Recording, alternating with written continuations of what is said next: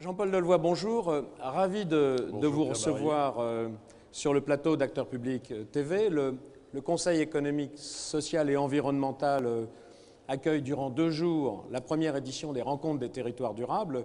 Je dirais que c'est un lieu quasi prédestiné puisque vous portez sur le fronton de l'édifice les 3 mots-clés, les 3 mots piliers du développement durable, l'économie, le social et l'environnemental. Je comprends donc parfaitement pourquoi vous soutenez cette initiative d'Acteurs Publics depuis le début, puisque vous voulez en quelque sorte placer le CESE au centre de ce grand débat qui doit avoir lieu sur l'avenir de notre société et la façon dont nous allons pouvoir, dont nos territoires, dont la France, dont nos territoires pourra, ou ne pourra pas d'ailleurs, relever les formidables défis qu'elle devra affronter.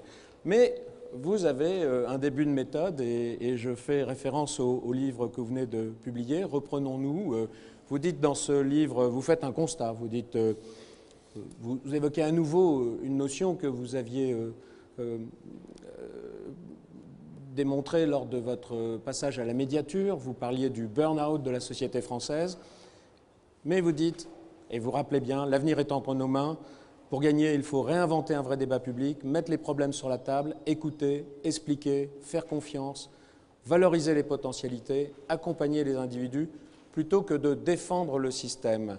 Alors, en ce dernier jour d'hiver, en cette veille de printemps, quand on regarde cette situation imaginée par la DATAR, on reviendra sur l'exposition La France de 2040 tout à l'heure, est-ce que vous êtes résolument optimiste, suffisamment inquiet et en tous les cas prêt à l'action?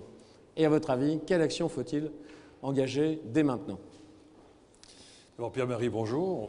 Bonjour à toutes celles et ceux qui sont ici présents et vous dire à quel point le Conseil économique, social et environnemental est totalement dans sa stratégie lorsqu'il vous accueille avec la DATAR que je voudrais saluer pour la pertinence et la beauté de ses cartes et ses qualités prospectives, votre journal et votre volonté que la presse serve l'opinion pour appréhender les enjeux. Nous sommes à un moment extrêmement compliqué où les peuples ne croient plus en rien. Ça veut dire qu'ils sont prêts à croire à tout. La deuxième chose, c'est que nos décideurs économiques et nos décideurs politiques sont sous une dictature de l'urgence et de l'émotion. Alors que le présent n'est que la conséquence du futur, que sans vision, il n'y a pas de projet, sans projet, il n'y a pas d'adhésion, sans adhésion, il n'y a pas de mobilisation. Et que aider le décideur économique à sortir de la pression des actionnaires à 3 mois et le décideur politique de la pression des échéances électorales à 2 ans est plus nécessaire que jamais parce que dans quelque temps, la semaine prochaine, nous allons ici tenir un autre débat sur les risques qui pèsent sur le monde. Nous sommes dans des moments extrêmement fragiles. 75% de la population urbaine dans quelques années, non maîtrisée. Les villes peuvent être des bombes. 75% de la population vivra dans des villes, c'est ça? Oui. Ce qui veut dire que sans maîtrise de santé, d'infrastructures, d'eau, ça peut être de formidables bombes sanitaires et de bombes alimentant des circuits parallèles. La deuxième chose, c'est que la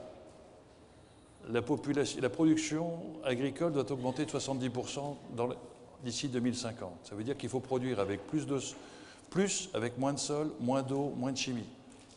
Et la guerre alimentaire est en marche. Les Chinois achètent des millions d'hectares dans le monde entier. Et l'on voit bien qu'ils sont en train de doubler leur budget de la défense pour surveiller leurs voies de communication pour éviter d'être en dépendance alimentaire et en dépendance énergétique. L'énergie, autre bataille qui est en train de se livrer. Et l'on voit bien qu'aujourd'hui, ce n'est pas le débat nucléaire, pas nucléaire, c'est quelle indépendance énergétique devons-nous avec des infrastructures à financer. Et l'on voit bien que la situation de la crise aujourd'hui est en train de faire émerger des impasses de financement. Comment financer les interconnexions énergétiques avec des capitaux qui nécessitent des rentabilités de plus en plus courtes, alors que les infrastructures nécessitent des investissements à 40 ou à 50 ans. Donc nous sommes devant des équations qui, si nous ne les rebattons pas, nous amènent dans une impasse qui amènera des conflictualités de plus en plus fortes. Et donc aujourd'hui, nous sommes absolument dans l'obligation d'avoir une autre approche du politique et de l'opinion. Et je crois que la démarche à deux temps de nos démocraties modernes, je décide, vous commandez, vous exécutez, c'est terminé. Plus aucune décision politique d'importance ne pourra être prise sans une appropriation des enjeux par l'opinion. Et ça nécessite une temporalité nécessaire à la maturation et l'appropriation des enjeux par l'opinion. Oui. Deuxième élément, c'est l'organisation des débats. Le troisième élément, c'est la décision ne sera que la conséquence de ces deux premières étapes. Et donc on voit bien que, quand vous saluez tout à l'heure le président du comité 21, cette mécanique du Grenelle de l'environnement était une bonne mécanique, mais qu'il convient de revisiter et de regénéraliser. Pédagogie des enjeux, et c'est le crédit de la parole publique sur le constat. Autre débat. Organisation des débats publics, et c'est non pas de la confrontation mais du dialogue, parce que quand les acteurs sont faibles, ils se construisent dans la conflictualité et non pas dans le dialogue. Et dans les mutations et dans la conduite du changement, c'est le dialogue qui l'emporte sur le conflit. Alors, ce qu'on dit en général, c'est que c'est un peu facile à dire de Paris, mais vous pouvez en parler parce que vous connaissez aussi bien le terrain. Vous êtes, on ne le rappelle pas assez souvent, toujours maire d'une petite ville du nord de la France. Vous êtes maire de Bapaume. Vous avez été président de l'association des maires pendant 10 ans, donc vous savez à quel point les maires, sur le plan local, jouent un rôle important. Vous avez été sénateur, député, conseiller régional, général. Vous connaissez le terrain. Vous devez donc bien mesurer toute la difficulté qu'il y a à passer, certains diront, de la pensée à l'action, mais plutôt de la théorie à la pratique, et puis surtout du national au local, expliquer, convaincre, faire partager l'idée d'un développement plus harmonieux, tout en expliquant aux gens qu'il faut supporter des transformations. Est-ce que le politique assume cette mission, à vos yeux, sans rentrer, on est, je sais, dans la période dite de réserve par rapport à la campagne présidentielle, mais sans rentrer dans ce débat-là, de façon générale, est-ce que vous pensez que les hommes politiques en France assument cette position de passeur d'époque, accompagnent ce changement, jouent ce rôle pédagogique qui doit être joué auprès de la population et assument en fait des décisions qui sont souvent difficiles à expliquer, à faire comprendre? Alors moi j'ai une analyse que je lis depuis quelques années, mais qui ne vaut que ce qu'elle vaut. C'est que je pense qu'aujourd'hui, nos systèmes démocratiques sont eux aussi livrés à de formidables défis. Quand vous êtes dans un système de croissance, toutes les campagnes se sont faites sur des promesses et des répartitions des fruits qui vont venir. Pour la première fois, il faut répartir des efforts. Pour la première fois, il y a un discrédit du politique.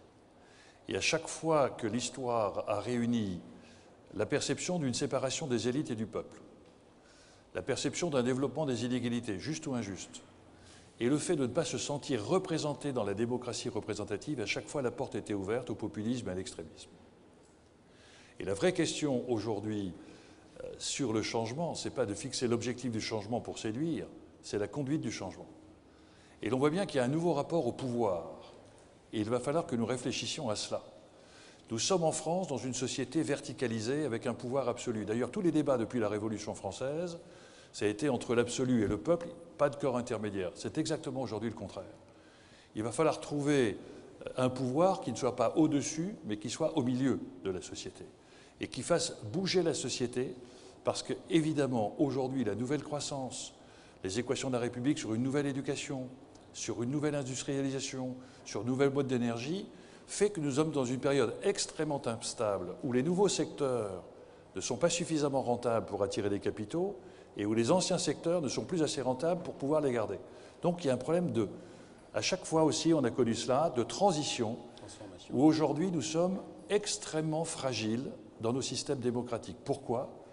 Parce que si nous n'y prenons pas garde, nous pouvons avoir des réflexes collectifs de repli sur soi, de repli identitaire, de repli sur le court terme, de repli nationaliste, au moment où il faudrait jouer collectif au niveau européen, il faudrait jouer sur le partage et non pas sur le racisme d'assiette. Et la responsabilité des politiques aujourd'hui est compliquée, parce que le politique est fait pour gagner un pouvoir. Et aujourd'hui, il y a une hypocrisie dans l'offre politique. Le vrai débat n'est plus entre la droite et la gauche.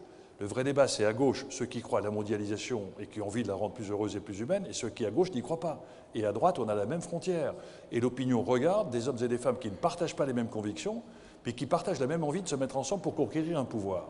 Et c'est la raison pour laquelle il y a un dissensus entre la gravité des enjeux qui est complètement perçue par l'opinion, bien plus importante que vous l'imaginez.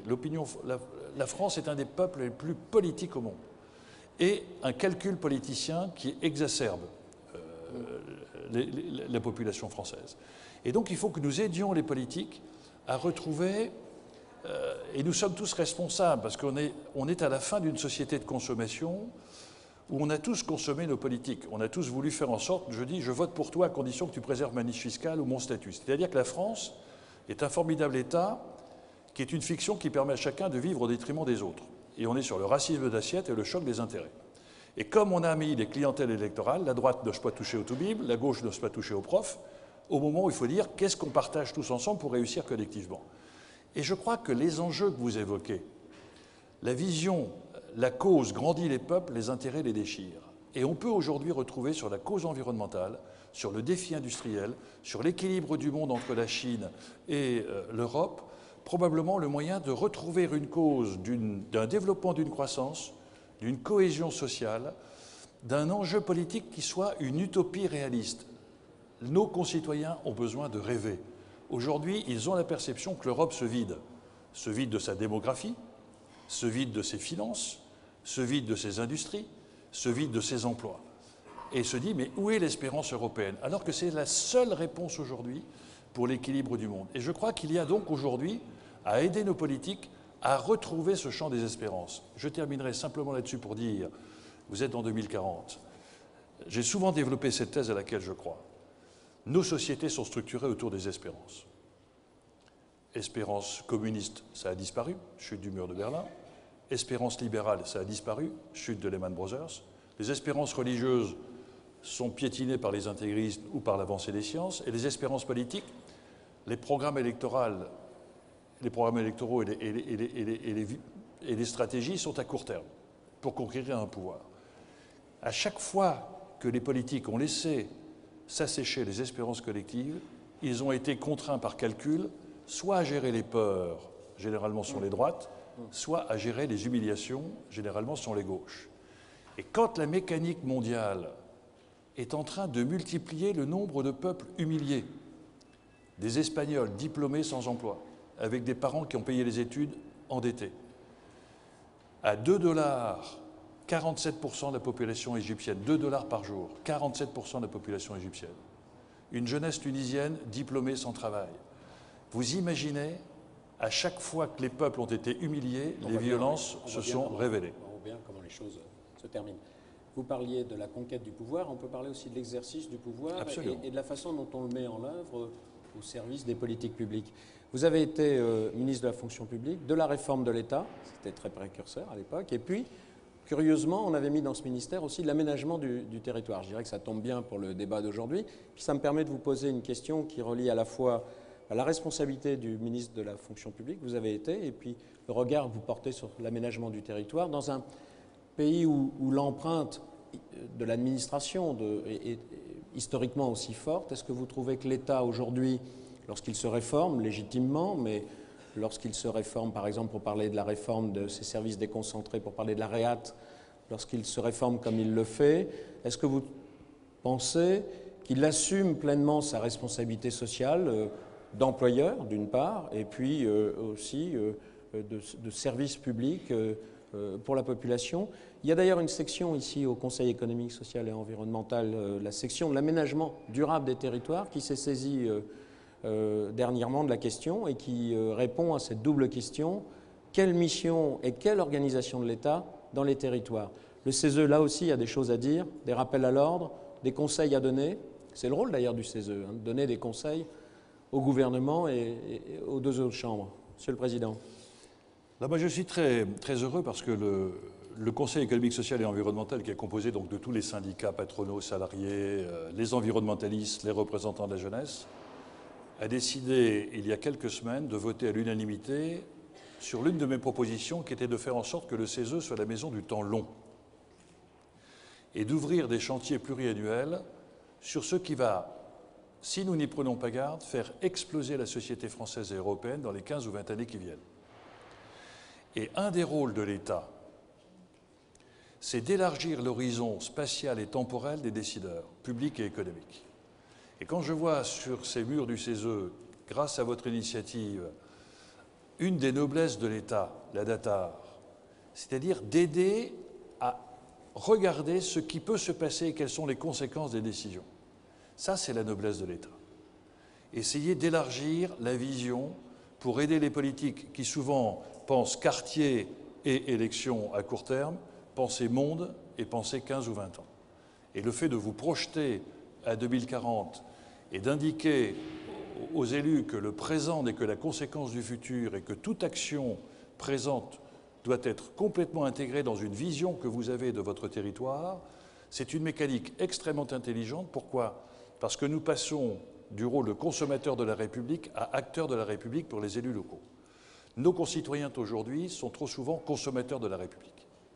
J'ai pas envie que le prof soit bon, j'ai envie qu'il mette 20 à mon gamin. J'ai pas envie que le maire il ait une vision à 20 ans, j'ai envie qu'il mette un candélabre devant ma porte. Et aujourd'hui, le citoyen doit être un coproducteur du futur. Il est complètement intégré dans cette démarche.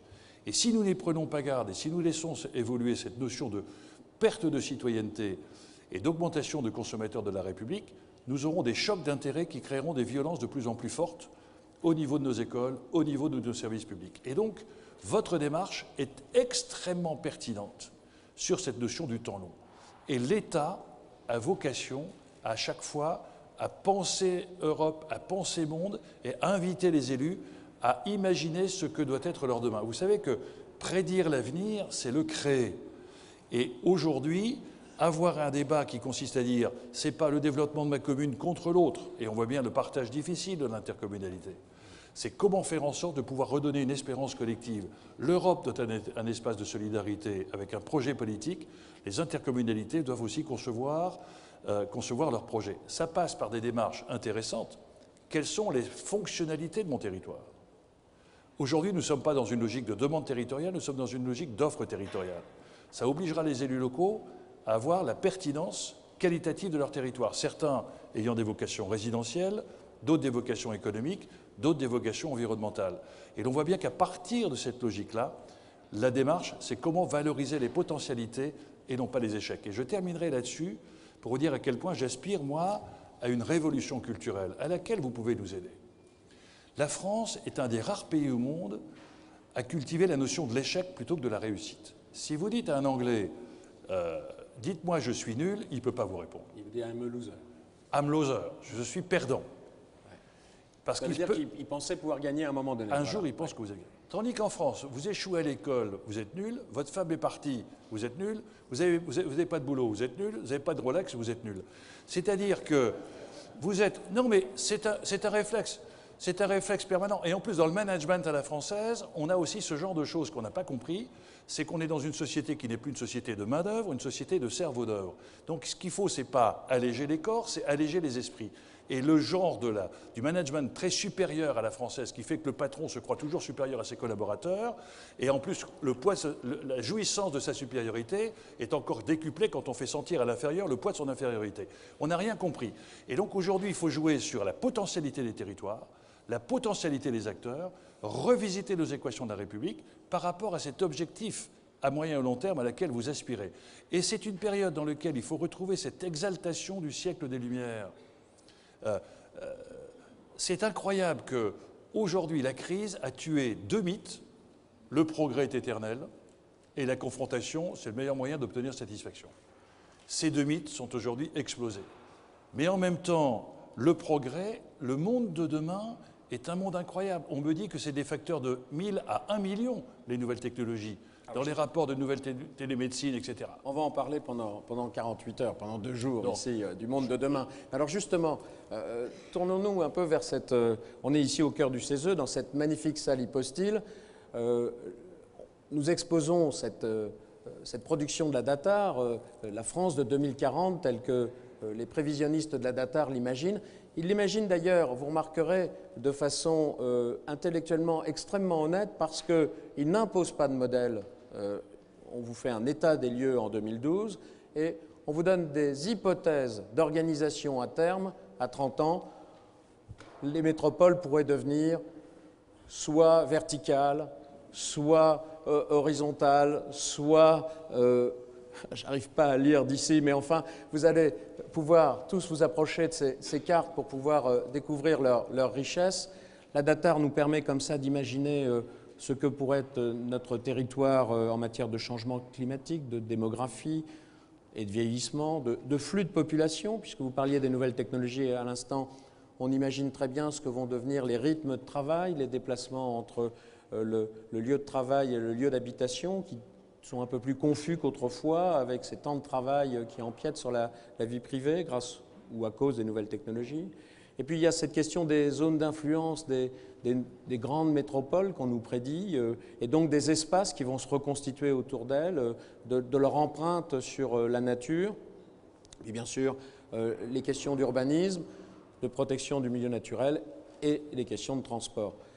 Tous ces sujets sont évoqués dans ces cartes. On a beau imaginer que la situation peut être, sous certains aspects, extrêmement inquiétante. Ce que vous dites aussi, c'est qu'on a beau savoir tout ça, on a beau avoir une idée quand même assez précise de ce qui nous attend, les décisions qui devraient être prises aujourd'hui ne le sont peut-être pas, et de façon assez radicale.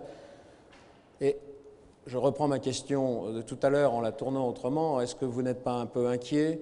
Et puis moi, je rappelle toujours cette phrase de Saint-Exupéry qu'on a mis en sous-titre des rencontres des territoires durables. Rappeler à tout le monde, en se projetant dans cette France de 2040, que finalement, nous n'héritons pas de la terre de nos parents, hein, mais nous l'empruntons à nos enfants. Est-ce que de ce point de vue-là, on assume toutes nos responsabilités aussi? Alors, je crois que notre génération, nous n'avons pas à être fiers du bilan que nous laissons.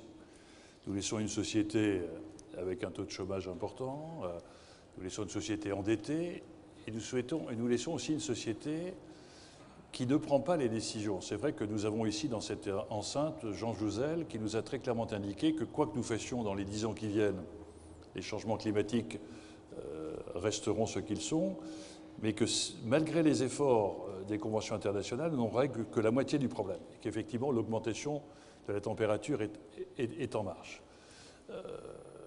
Et donc aujourd'hui, la vraie question, c'est la responsabilisation de chacun des acteurs citoyens, et donc c'est le réveil de la citoyenneté. Or, toutes nos campagnes politiques ont été faites plus pour séduire un électeur, même si on perdait un citoyen. Et je crois que nous sommes obligés d'être dans une société de partage, dans une société où il va falloir revisiter complètement notre système. Et c'est une révolution culturelle compliquée en France, parce qu'en France, on demande à la société de s'adapter au système et pas au système de s'adapter à la société. Et donc, on est dans un moment où il faut revisiter tout cela. Vous savez, Gilles Kepel avait fait une étude dans les banlieues de la République et avait posé aux jeunes de la banlieue « Quelle est l'administration pour laquelle vous avez le plus de rejets ?» On s'attendait tous à ce que ce soit la police. Un, c'est l'école. Ça veut dire qu'aujourd'hui, on a un défi d'éducation très important. Et donc, tout cela fait que les questions que vous posez avec la projection, ça me paraît très important parce que très souvent, on prend des décisions sans analyser les conséquences. Et aujourd'hui, on est capable d'avoir des débats en se refusant de se poser les bonnes questions. Je prends souvent cette phrase d'Elie Wiesel, mais je sais que je la répète tout le temps. Il disait, quand je rentrais d'école, ma mère ne me disait jamais « Est-ce que tu as bien répondu ?» Elle me disait toujours « Est-ce que tu as posé la bonne question ?» Or, nous sommes, mais pas uniquement en France, dans des débats politiques où dès que les politiques s'embarquent d'une question, ils tuent la question.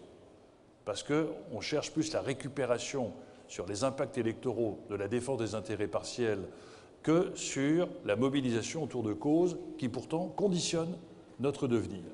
Et donc aujourd'hui, nous devons aider à restaurer le politique, à restaurer le syndicat, parce que ce sont des acteurs essentiels pour la conduite du changement, mais nous devons probablement mettre en place un formidable facteur de la citoyenneté, par des débats citoyens, par des forums citoyens, pour faire en sorte que les questions posées par les citoyens et qui conditionnent leur avenir nécessitent pour les politiques d'aborder ces vraies questions. Retrouver le sens du collectif, hein, vous dites. Retrouver le sens du collectif.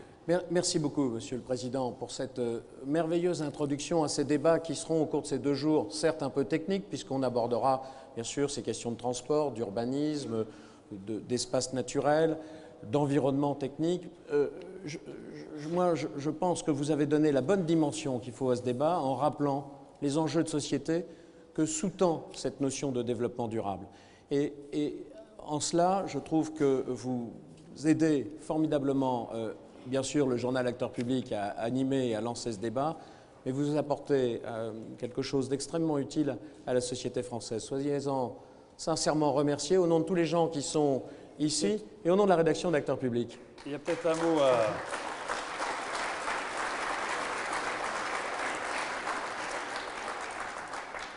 Merci Pierre-Marie, mais moi aussi je suis très intéressé par vos débats parce que ce sera simplement ma conclusion. Le progrès a toujours connu 3 étapes. Il y a d'abord eu le progrès lié à l'innovation.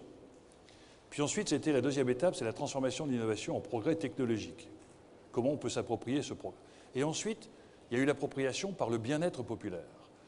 Le laser, par exemple, en 1958, était une innovation. Il a fallu attendre 1980 pour qu'il soit en application. Et encore, il y avait des colloques du monde qui disaient à quoi ça sert le laser. Et on voit bien que toute la technologie a profondément transformé nos espaces territoriaux.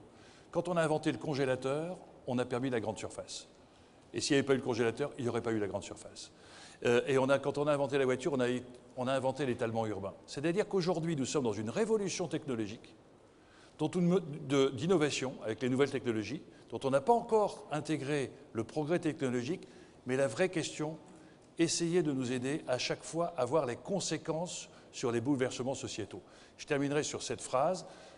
J'avais essayé de combattre une politique européenne qui consistait à dire il faut réduire la dépendance de l'agriculture marocaine des changements climatiques, d'où l'irrigation. Et je leur avais dit je suis à fond pour cela, mais quelles sont les conséquences sur la destruction de la population agricole marocaine parce que vous allez détruire leur mode ancestral de production. On a formidablement réussi à réduire la dépendance climatique de l'agriculture marocaine. On a détruit la tradition ancestrale et on a créé une précarité urbaine. Donc soyons attentifs à ce que tout progrès ne vaut que s'il s'accompagne d'une augmentation du bonheur de l'être humain. Bon, eh bien, écoutez, comme vous n'arrivez pas à conclure, on vous garde avec les invités du prochain plateau. On a besoin de vous. Allez, bravo.